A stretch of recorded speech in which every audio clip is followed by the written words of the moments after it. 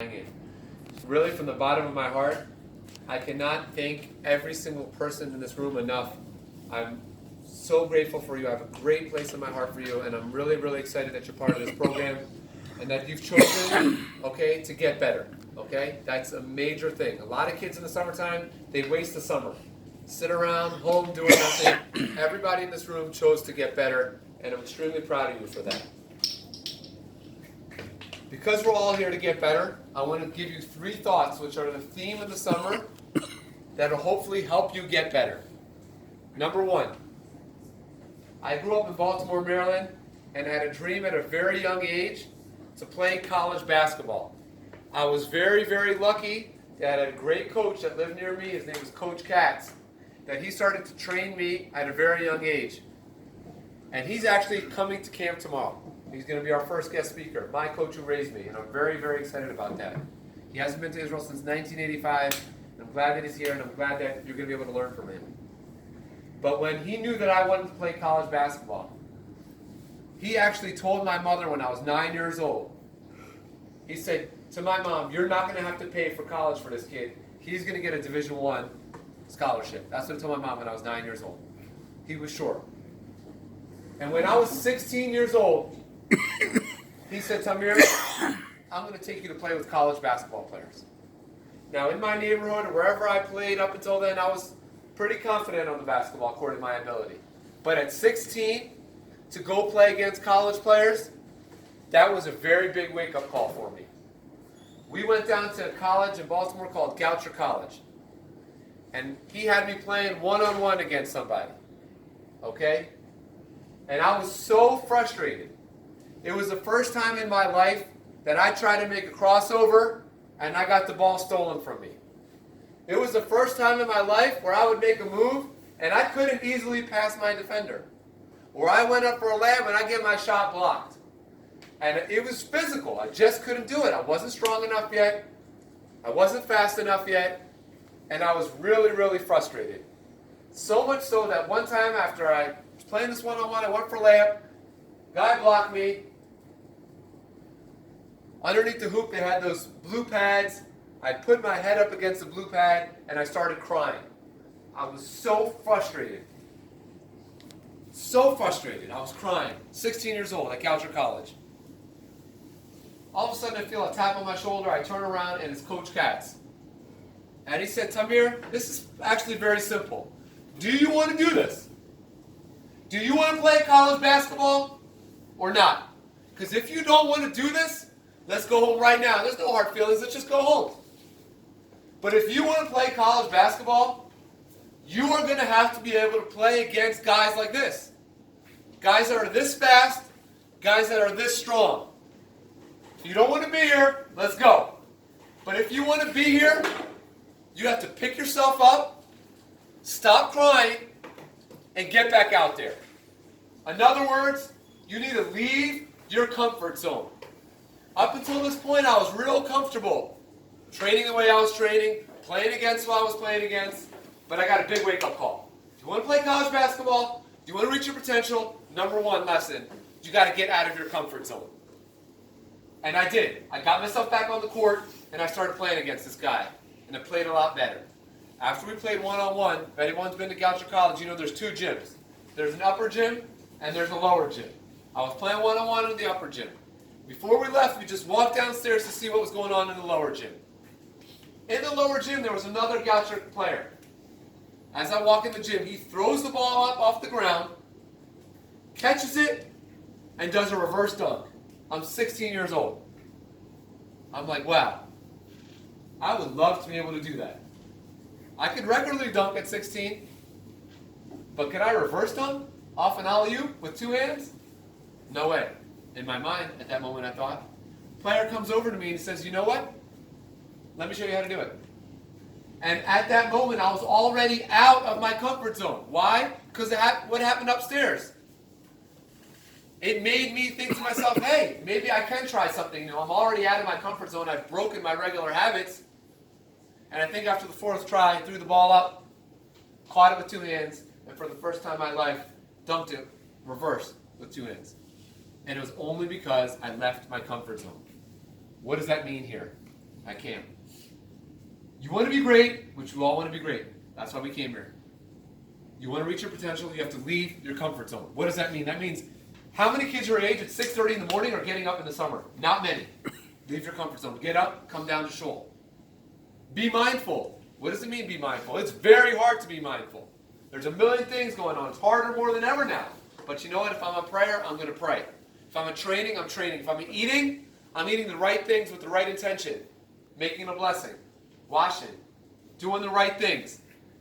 So that I could put my body in a situation to succeed. You know, they say, according to Judaism, the body sometimes is even holier than the soul. Because the body serves the soul. We can't reach our potential unless our body's taken care of.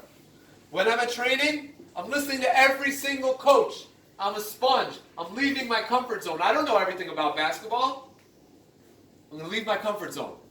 When I come back, I don't want to clean my room after training for so many hours. I'm going to leave my comfort zone. I'm going to clean my room. I'm going to do it. I'm going to make the right decision. When it's time to go up and go to bed, I'm going to go to bed. I understand great players need to take care of their body. Other people might be talking. No, I'm not going to be talking. I'm going to bed. I'm making the right decision.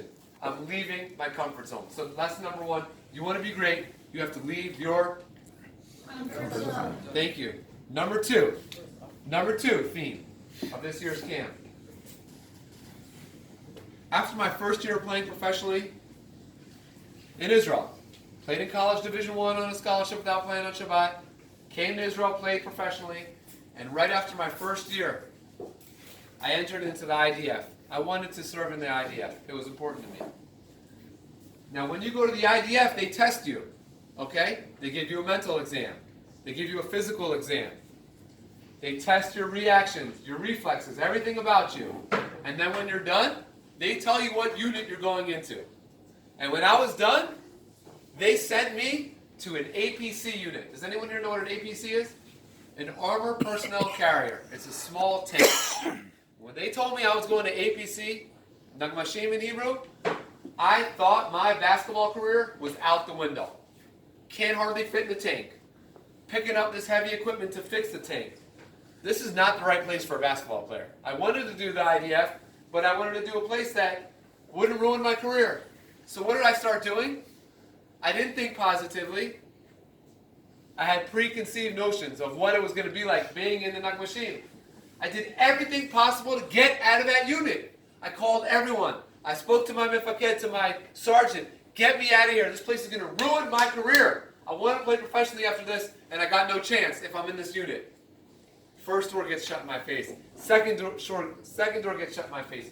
No one is willing to help me. I'm calling people. I'm writing to people. Get me out of this unit. And after 2 weeks of trying, I realized there was no budging. The IDF needed me in this unit. That's where I was going to be. So eventually I knocked on the door of my mifaked, my sergeant.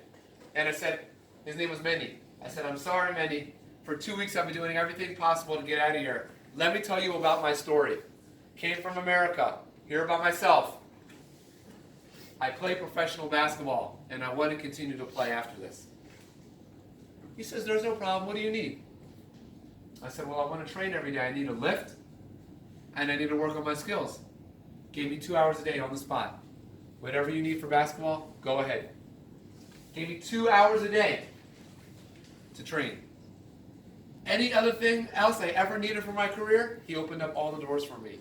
Looking back, I couldn't have possibly had a better mifaked to help my career than the one who I had. But for the first 2 weeks, because I wasn't thinking positively and I had these preconceived notions, I didn't even realize that my blessing was right in front of me. I was so focused on what I didn't have instead of working with what I did have. And what I did have was the perfect blessing. But I was focused on everything else. And after that meeting, I realized, you know what? This guy's the perfect guy. And he ended up being the perfect guy for me. So the second lesson for camp is work with what you have instead of what you don't have. You could see in basketball, there's so many crazy things going on in the NBA right now. Durant left. Okay? Kyrie left. No one knows where Kawhi's playing. I mean, he just played with the Raptors. Took the ring. Now they're saying he might go to LA. Clippers. Lakers. There's so much that happens in basketball that's out of our control. We might think to ourselves, negative preconceived notions. working with things that we don't have instead of working with what we do have.